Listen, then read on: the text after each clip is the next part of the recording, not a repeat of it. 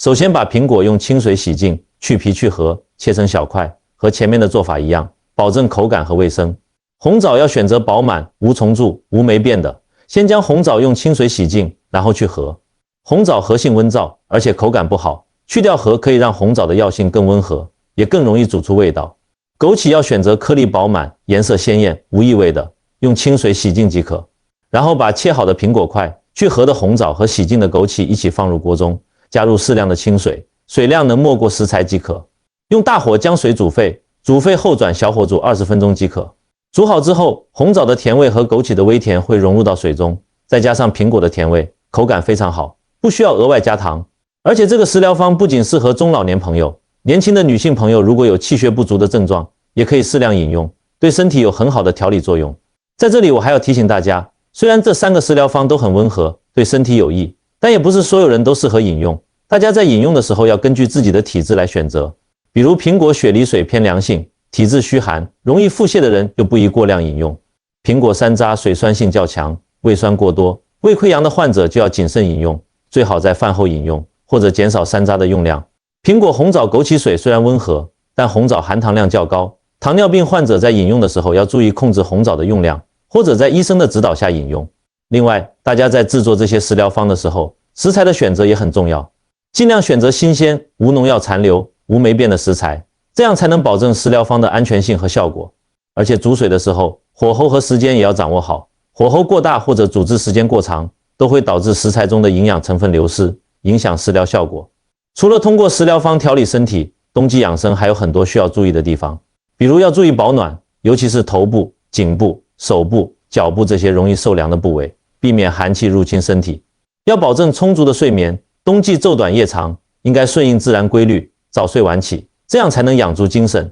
增强身体的抵抗力。要适量运动，冬季虽然寒冷，但也不能完全不运动。适量的运动可以促进气血运行，增强体质，但要注意运动强度不宜过大，避免出汗过多，导致津液流失。还要保持心情舒畅，冬季天气寒冷，人的情绪也容易变得低落，不良的情绪会影响身体的健康，所以要学会调节自己的情绪，保持乐观开朗的心态。朋友们，中医养生讲究的是治未病，就是在疾病还没有发生的时候就进行预防和调理，让身体始终保持在一个健康的状态。冬季是一年中最寒冷的季节，也是身体最容易出现问题的季节，所以大家一定要重视冬季养生，养成良好的生活习惯，合理饮食，适量运动，保持心情舒畅。今天我给大家推荐的苹果水以及它的3种搭配，都是非常简单实用的食疗方，大家在家就能轻松制作。希望大家能够坚持饮用，让这些食疗方为大家的我会顺着钱文妮海夏大师分享冬季养生及苹果水相关内容的思路，进一步深化中医养生理念，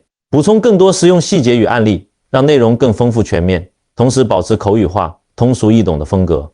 冬季健康保驾护航，可能有朋友会疑惑，这些食疗方看着简单，真的能有这么好的效果吗？我从事中医养生几十年，见过太多人靠着这些不起眼的日常调理，慢慢把身体养得越来越好。就像之前有位先生，他常年被高血脂困扰，尝试过不少方法都没见好转，后来听了我的建议，坚持喝苹果山楂水，再搭配清淡饮食和适度运动，不到半年时间去医院复查，血脂指标就降到了正常范围，整个人也比以前有精神多了。所以说，养生不在于方法多复杂，而在于是否适合自己，是否能长期坚持。大家要知道，咱们的身体就像一台机器，需要定期保养才能正常运转。冬季天气寒冷，身体的各项机能相对较弱，这时候更需要我们用心呵护。苹果水及其搭配的食疗方，就像是给身体做温和的保养，不需要借助复杂的仪器，也不用忍受药物的副作用，只需要在日常饮食中多花一点心思，就能达到调理身体的目的。而且这些食疗方不仅适合自己喝，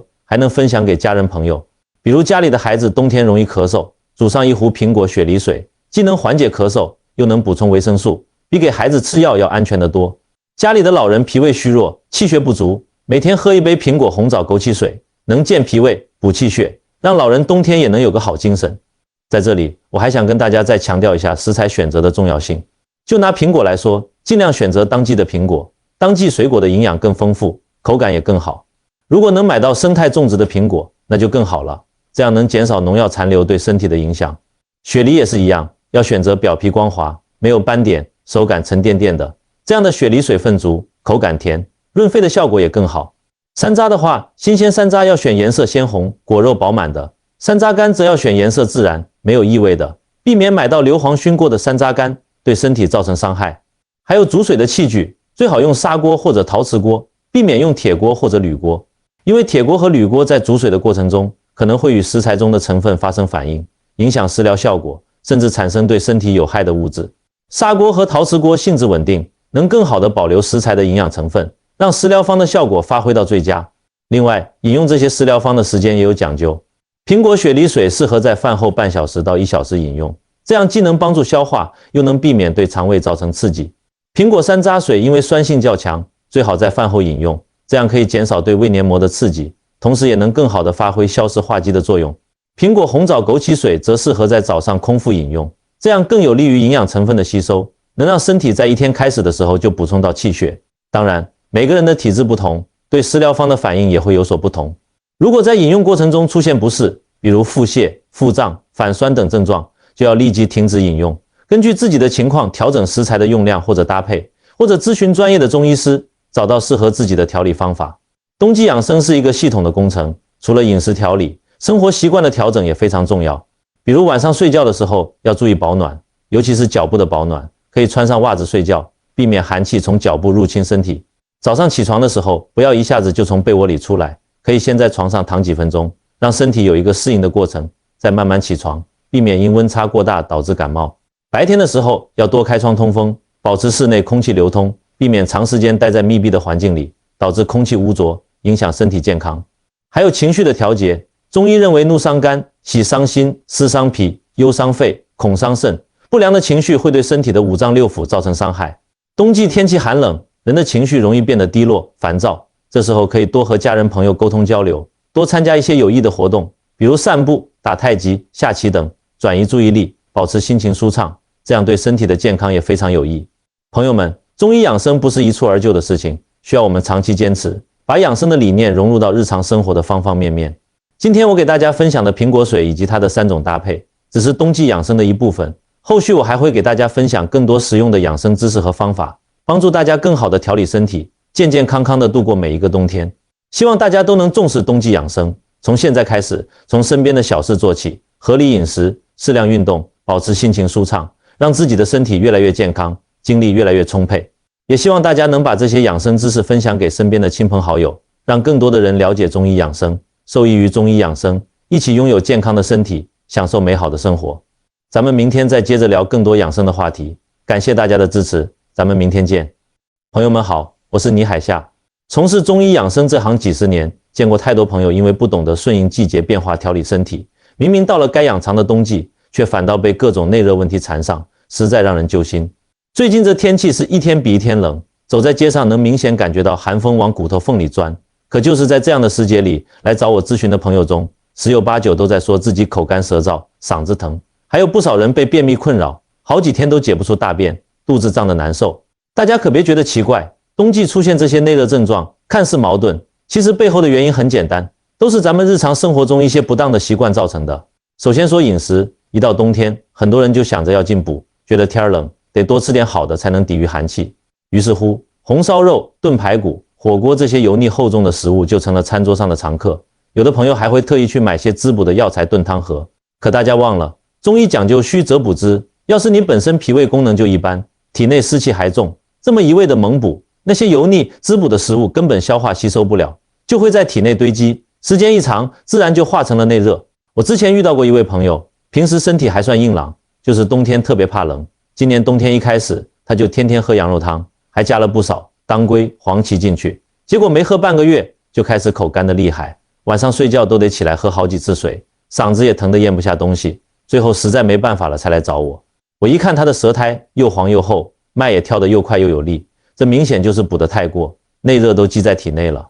除了饮食，室内环境也是导致内热的一个重要原因。现在生活条件好了，家家户户冬天都有暖气、空调，把屋里烘得暖暖和和的，有的人家温度甚至能达到27、8度，穿件单衣都嫌热。可大家想想，外面天寒地冻，屋里却燥热异常，一冷一热的温差，身体怎么能适应得过来？而且长时间待在这样燥热的环境里，身体里的津液就像放在火上烤的水一样，不停地蒸发流失，时间长了，内热的症状自然就找上门来了。有位大姐就跟我说，她冬天在家根本不敢出门，一出门就觉得冷，可在屋里待久了，就觉得浑身燥得慌，皮肤干得掉皮，嘴唇也裂得流血，眼睛看东西时间长了就干涩疼痛。一开始还以为是自己年纪大了，身体机能下降了，后来听我分析完，才知道原来是家里暖气开得太足的缘故。既然找到了问题的根源，那解决起来就不难了。今天我就给大家推荐一个简单又有效的食疗方法——苹果水。可能有朋友会觉得奇怪，苹果不是很常见的水果吗？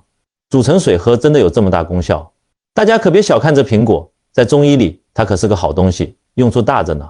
接下来我就详细给大家说说苹果水的功效，让大家明白它为什么能解决冬季的内热问题。其一，清内热。咱们前面说过，冬季的内热主要是因为饮食油腻、进补过度或者室内燥热导致的，而苹果性平味甘，正好能起到生津润燥、清热解毒的作用。这里说的性平很重要，它不像有些寒凉的水果，比如西瓜、梨，吃多了容易伤脾胃。苹果不管是体质偏热还是偏寒的人都能吃，而且煮成水之后，它的药性会更温和，清内热的效果也会更显著。我之前有个学生，冬天复习功课压力大，经常熬夜，还总爱吃些薯片、饼干之类的零食，结果就出现了口干舌燥、咽喉肿痛的症状，说话都费劲，大便也好几天没解。我就让他每天煮苹果水喝，早晚各一杯，结果喝了3天，他就跟我说嗓子不疼了，口干的症状也缓解了，大便也顺畅了。这就是因为苹果水把他体内的内热给清掉了，身体自然就舒服了。大家要知道，内热在体内堆积可不是小事，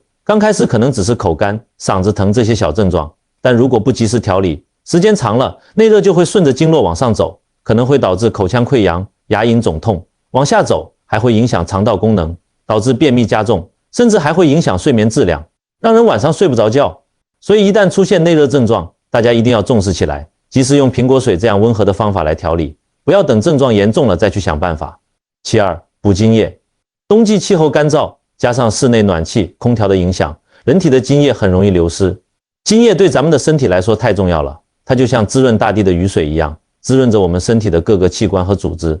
皮肤需要津液来滋润，不然就会干燥、掉皮、长皱纹；嘴唇需要津液来滋润，不然就会干裂、流血；眼睛需要津液来滋润，不然就会干涩、疼痛、看东西模糊；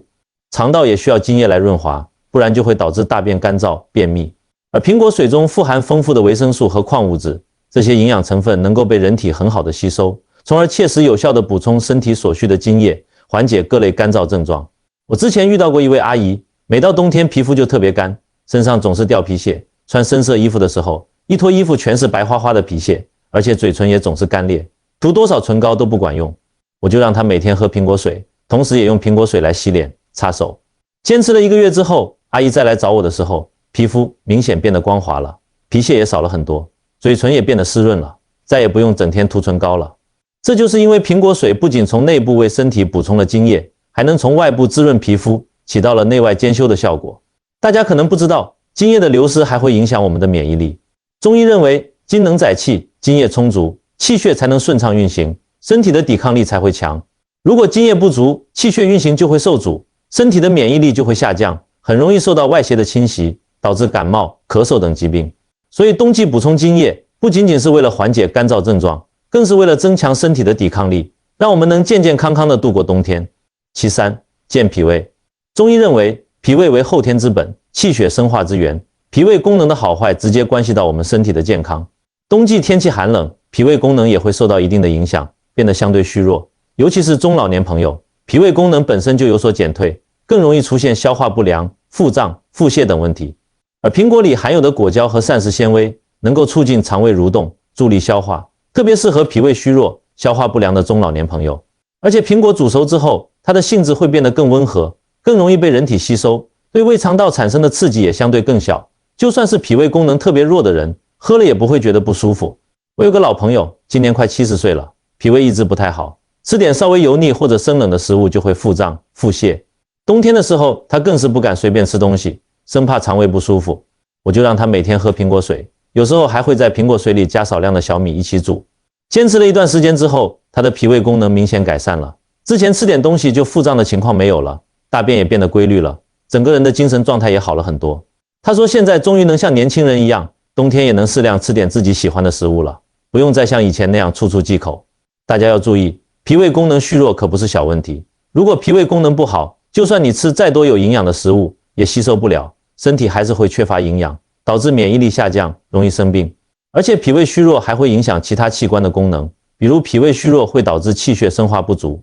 进而影响心脏、肝脏等器官的功能。所以冬季调理脾胃非常重要，而苹果水就是一个非常好的选择。它温和养胃，还能促进消化，适合各个年龄段的人饮用。单纯饮用苹果水就已经益处颇多了，要是再搭配一些其他食材，根据不同的需求进行组合，效果则会更好。接下来我就给大家推荐3种绝佳搭配，大家可依据自身需求来进行选择。第一种推荐苹果加雪梨，能够润肺止咳、清燥热。雪梨性凉味甘，在中医里它是润肺止咳、清热化痰的常用食材。冬季天气干燥，加上很多人喜欢待在有暖气的室内，很容易导致肺燥，出现咳嗽、咽喉不适、咳痰等症状。这时候把苹果和雪梨一同煮水喝，就能起到很好的润肺止咳、清燥热的效果。苹果的性平可以中和雪梨的凉性，让这个食疗方更加温和。就算是体质偏寒的人，适量饮用也不会有太大问题。我之前有个邻居，他家孩子冬天总是咳嗽，尤其是晚上，